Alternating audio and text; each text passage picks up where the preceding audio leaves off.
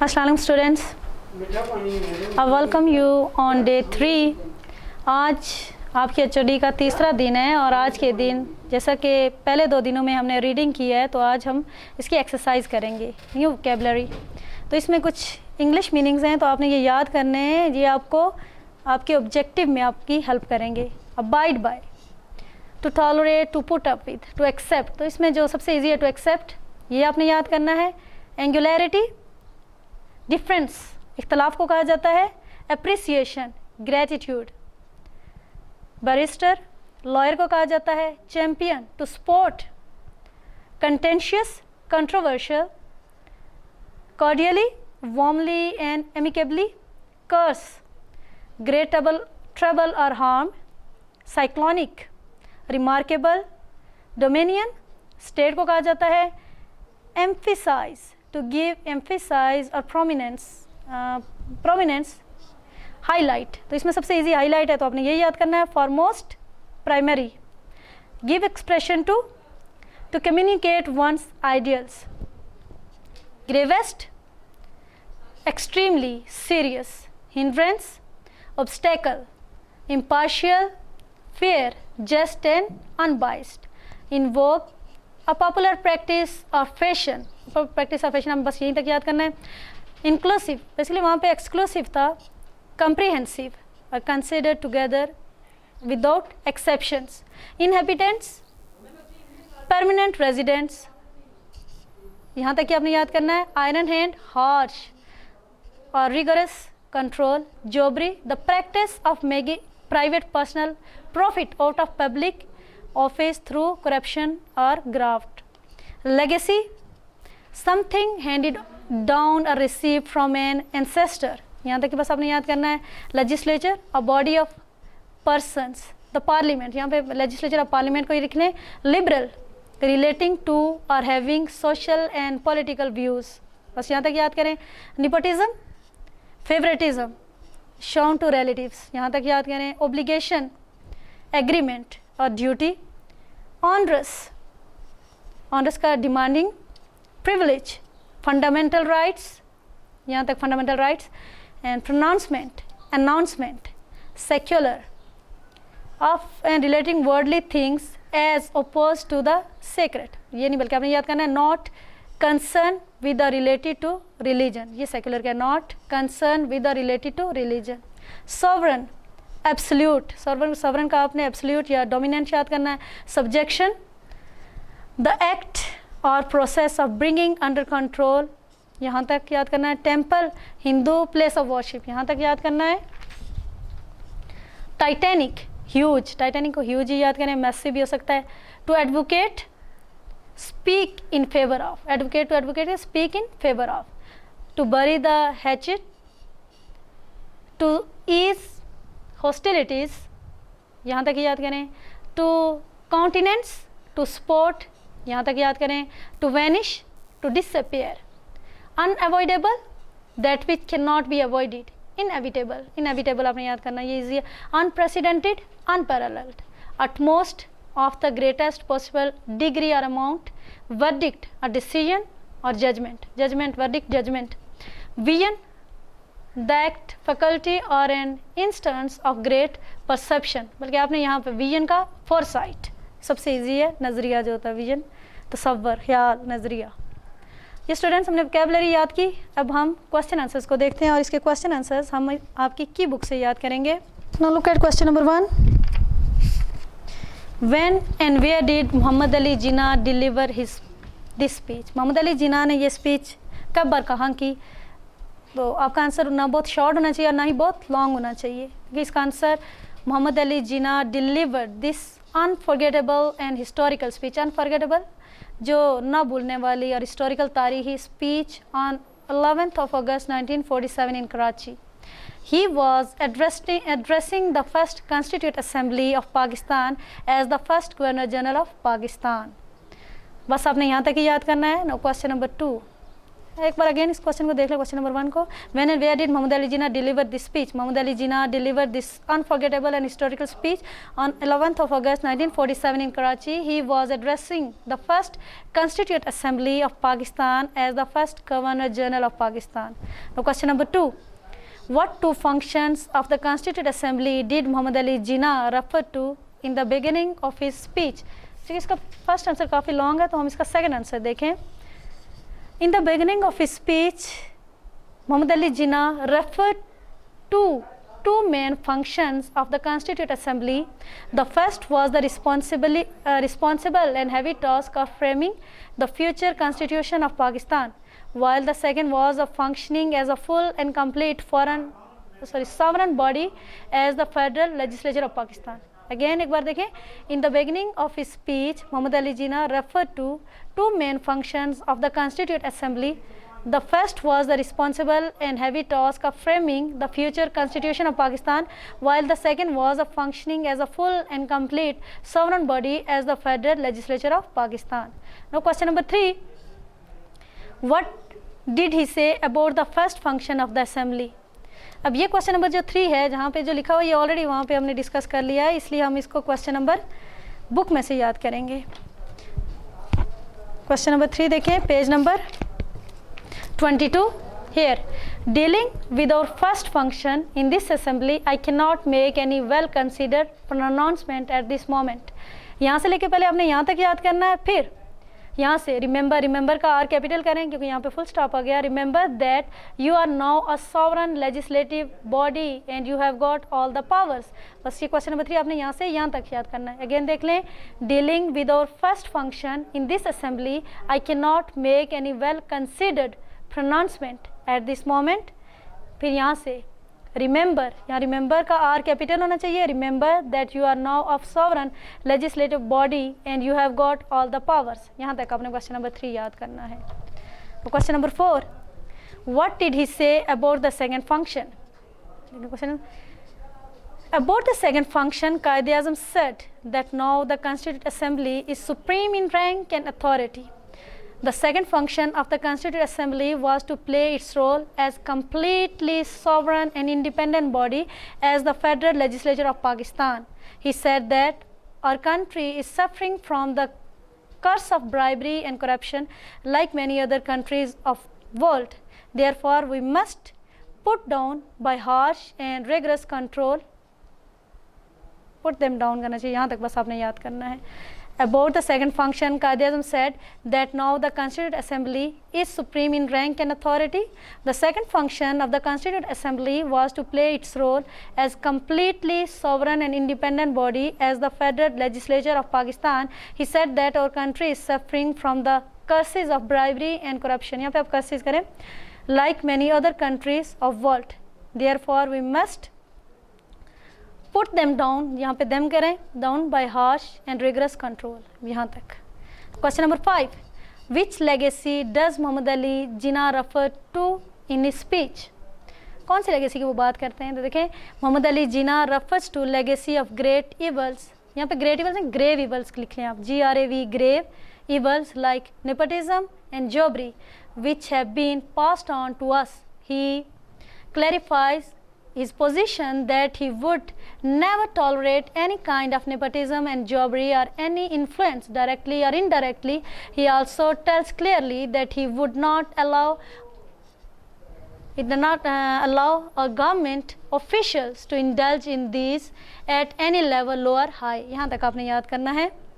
Muhammad Ali Jinnah refers to legacy of grave evils like nepotism and jobbery which have been passed on to us.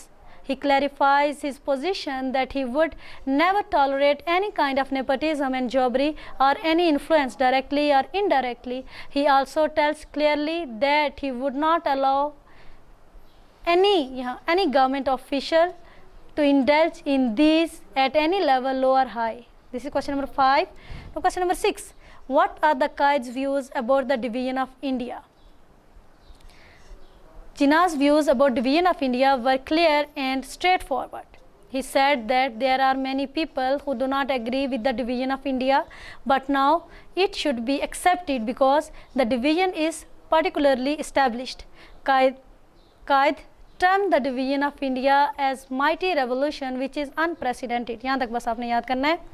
Jinnah's views about division of India were clear and straightforward. He said that there are many people who do not agree with the division of India, but now it should be accepted because the division is particularly established. Qaid termed the division of India as mighty revolution which is unprecedented. यहाँ तक ही आपने याद करना है. Question number 7.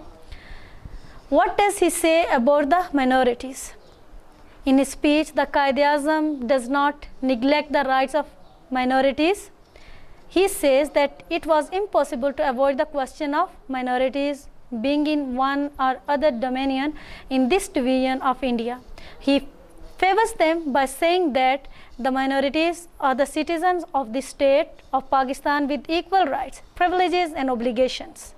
They are free to profess their religion and go to their respective places of worship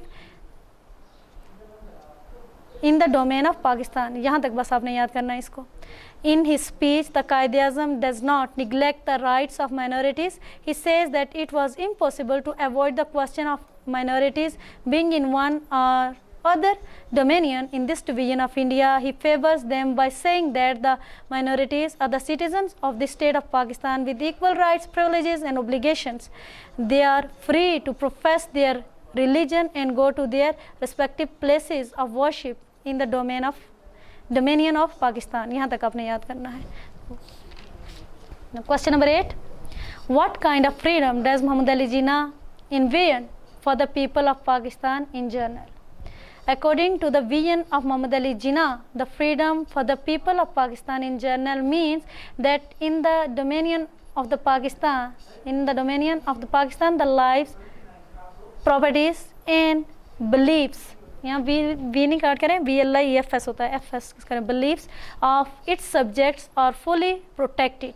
Everyone is equal. As a citizen of Pakistan, it is the right of everyone to enjoy the full freedom of equal rights, privileges and obligations as a citizen of this state. Complete religious freedom in which individuals are free to go to their mosques, temples or any other place of worship is also an essential feature of freedom. यहाँ तक याद करना आपने. According to the vision of Muhammad Ali Jinnah, the freedom for the people of Pakistan in general means that in the dominion of the Pakistan, the lives, properties and beliefs, यहाँ फिर आपने V को काट के F करना है, beliefs of its subjects are fully protected. Everyone is equal. As a citizen of Pakistan, it is the right of everyone to enjoy the full freedom of equal rights, privileges and obligations as a citizen of this state. Complete religious freedom in which individuals are free to go to their mosques, temples or any other place of worship is also an essential feature of freedom.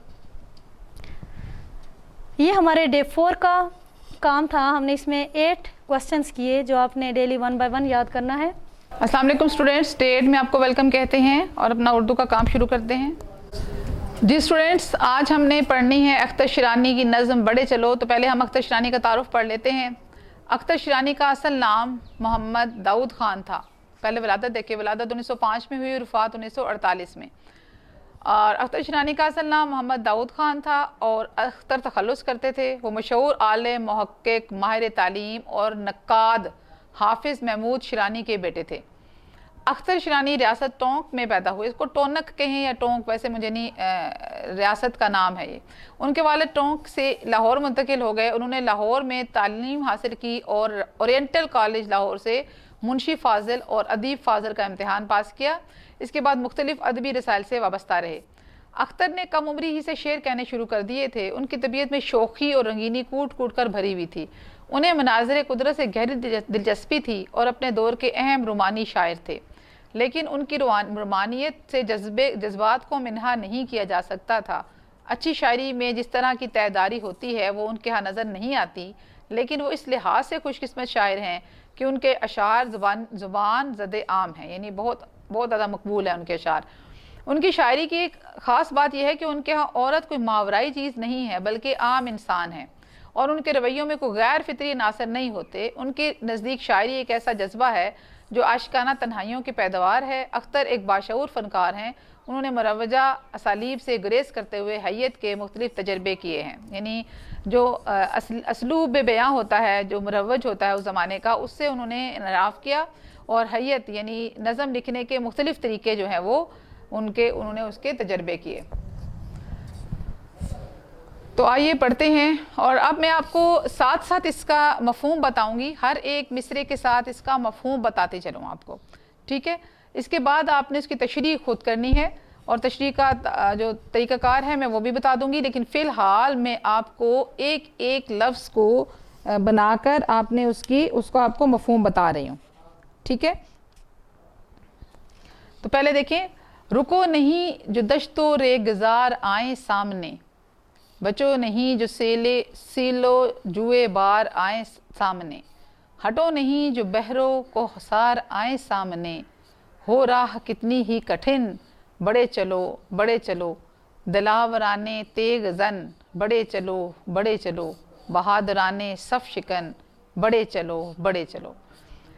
یہاں دیکھیں، رکو نہیں جو دشت و ریگزار، دشت کہتے ہیں پہاڑ کو، ٹھیک ہے، اور ریگزار کہتے ہیں صحرا کو، ٹھیک ہے؟ کوثر بھی پہاڑ، دشت جو ہوتے ہیں پہاڑ نہیں ہوتے، سوری، دشت جو ہوتے ہیں وہ ایسے، وہ ہم سے کہتے ہیں بہت ہی بہت بڑے میدان، ٹھیک ہے، اور ریگزار ہے صحرا، ٹھیک ہے؟ یعنی شاعر جو ہے وہ کیا کہہ رہا ہے نوجوانوں کو، سپاہیوں کو، کہ تم لوگ رکو نہیں، اب تمہارے سامنے میدان ہوں، بڑے بڑے میدان ہوں یا صحرا سامنے آ جائیں، تمہیں رکنا نہیں چاہیے۔ یہ ہے اس کا میں آپ کو ایک ایک مصرے کا مفہوم بتا رہی ہوں۔ بچو نہیں جو سیلو جوئے بار آئیں سامنے، ٹھیک ہے؟ اب یہاں پہ سیل تو کہتے ہیں صحرا کو، ٹھیک ہے، اور اس کے بعد جو ہے وہ پہاڑ آ جائیں، سوری، سیل کہتے ہیں سیلاب کو، اور جوئے بار یعنی جو تو کہتے ہیں نہر کو، ٹھیک ہے؟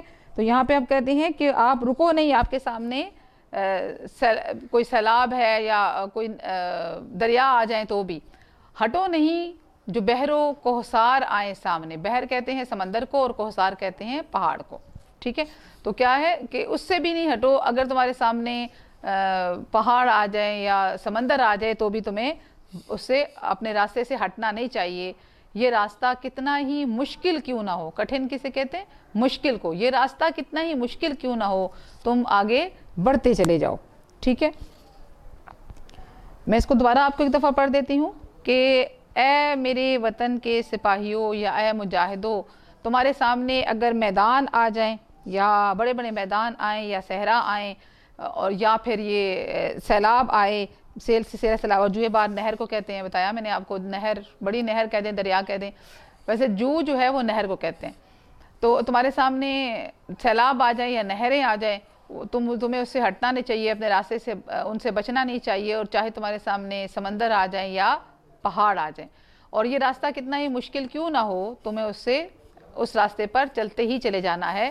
دلاورانے تیغ زن بڑے چلو، دلاور کہتے ہیں بہادر کو، اور تیغ زن کہتے ہیں تلوار چلانے والے کو، یعنی اے بہادروں، تلوار چلانے والوں، آگے بڑھو، اور صف شکن کہتے ہیں صفوں کو دشمن کی صفوں کو توڑنے والے بہادر، تو اے میرے دشمن کی صفوں کو توڑنے والے بہادروں، تم بھی آگے بڑھتے چلے جاؤ۔ یہ میں صرف آپ کو اس کا مفہوم بتا رہی ہوں، ٹھیک ہے؟ تمہاری تیغ تیز پر وطن کو افتخار ہے، تیغ تیز کہتے ہیں تلوار کو، تیغ تیز مطلب تیز تلوار، تمہاری تیز تلوار پر تمہارے وطن کو فخر ہے، افتخار کیا کہتے ہیں؟ فخر ہے۔ وطن کی مرگ و زیست کا تم ہی پر انحصار ہے، یعنی وطن کی موت اور زندگی، مرگ و زیست، موت اور زندگی، مرگ و زیست، موت اور زندگی کا تم پر ہی انحصار ہے، یعنی وطن کے مرنے اور جینے کا تم پر ہی انحصار ہے، تم پر ہی انحصار ہے، منحصر ہے۔ تم ہی ہو جن کے دل میں اس کا عشق بے قرار ہے، کس کا؟ وطن کا، اپنے وطن سے محبت کا عشق جو ہے وہ تمہارے دل میں بے قرار ہے، تو اپنے دل میں دل میں ایک لگن، بڑے چلو، یعنی اپنے دل میں اس وطن کے عشق کی لگن لگائے ہوئے تم آگے ہی بڑھتے چلے جاؤ، دلاورانے تیغ زن، بڑے چلو بہادرانے صف شکن، بڑے چلو یعنی اے میرے تلوار چلانے والے بہادروں اور دشمن کی صفوں کو توڑنے والے بہادروں، تم آگے ہی بڑھتے چلے جاؤ۔ یہ 2 ہیں، ٹوٹل 4 ہیں، تو 2 ہم نے آج کیے ہیں ڈے 8 میں، اور 2 ہم کل کریں گے ڈے 9 میں۔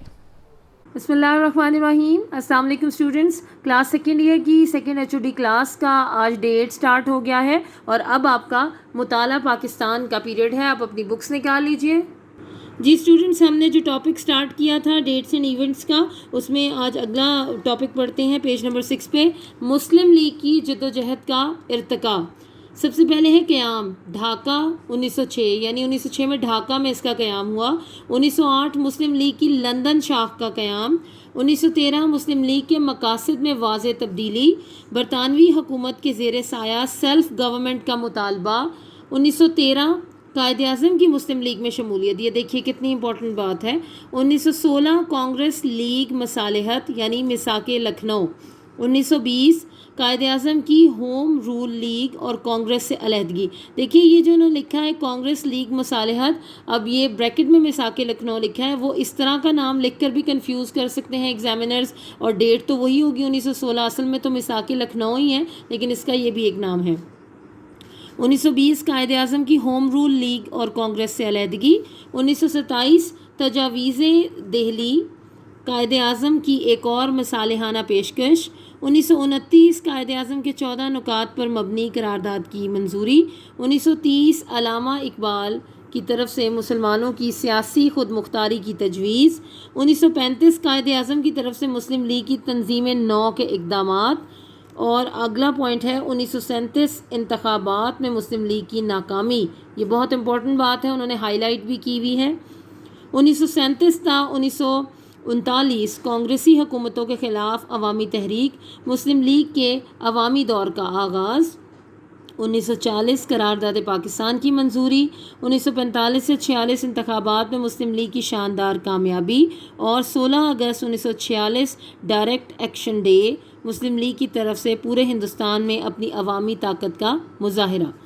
آگے ہیں دیگر اہم واقعات۔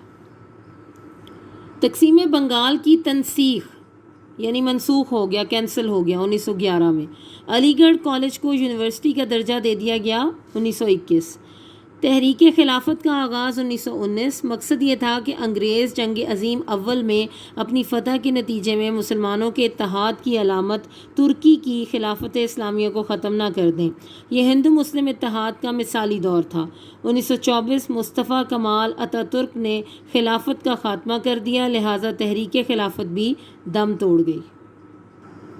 1923 سے 1924 سول نافرمانی کی تحریک، جو خلافت کے تحفظ کے لیے گاندھی جی کی قیادت میں شروع کی گئی تھی، ختم ہونے کے ساتھ ہی پورے ہندوستان میں ہندو مسلم فسادات کا دور شروع ہو گیا۔ 1933 چودھری رحمت علی نے پاکستان کا نام تجویز کیا اور پاکستان نیشنل موومنٹ قائم کی۔ قائد اعظم جو ہندوستان کی سیاست اور مسلمانوں کی بے حسی سے دل برداشتہ ہو کر 1931 میں لندن میں مقیم ہو گئے تھے، 1934 میں مسلمان رہنماؤں اور خاص طور پر علامہ اقبال کی درخواست پر واپس ہندوستان تشریف لے آئے۔ 1937 ہندوستان کے 11 میں سے 8 صوبوں میں کانگریس یا اس کی حامی حکومتیں قائم ہوئیں۔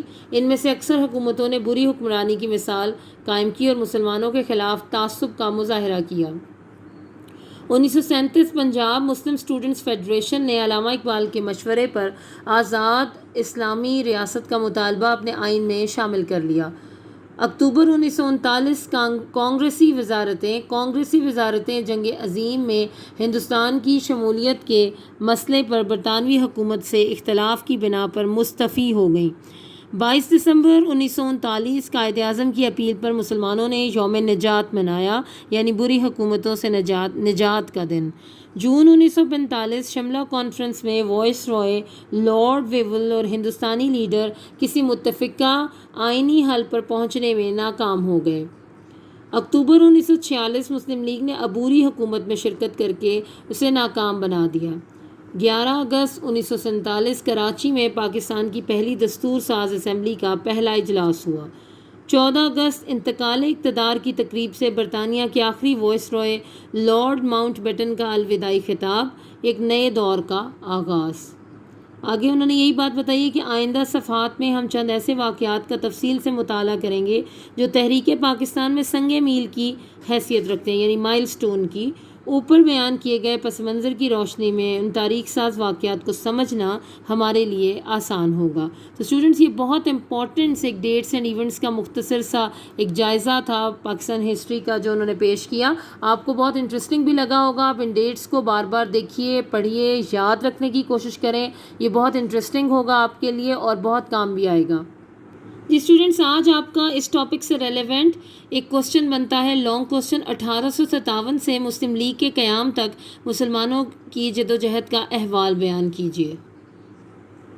ویسے تو یہ آپ پیج نمبر 4 پر دیکھ لیجئے، یہ جو پورا پیج نمبر 4 ہے یہاں نیچے تک، یہی آپ کا اس کوسچن کا آنسر ہے، مگر میں آپ کو آپ کے نوٹس میں سے بھی یہ پڑھا دیتی ہوں۔ آپ چاہیں تو کیونکہ میں نے نوٹ سے دیکھا ہے، انہوں نے یہی I think as it is لکھا ہے، آپ چاہیں تو آپ نوٹ سے کر لیں یا آپ اپنی بک سے بھی کر سکتے ہیں، اور میں آپ کو نوٹ سے پڑھاتی ہوں۔